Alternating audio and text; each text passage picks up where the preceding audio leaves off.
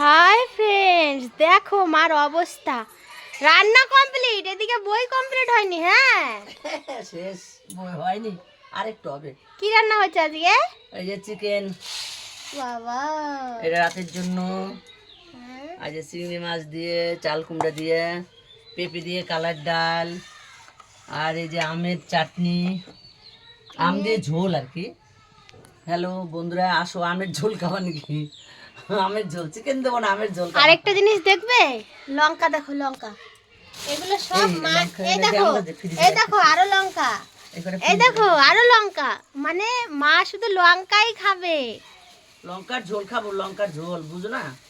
আমি লঙ্কা পছন্দ করি বেশি। বাবা, সেজন্য এত লঙ্কা। হুম। মায়েরি এত লঙ্কা সব খাবে। ফ্রিজে খেয়ে আসি। বাবা তো কাকা এত লঙ্কা আনছে কেন? অল্প করে আনলেই তো পারতো।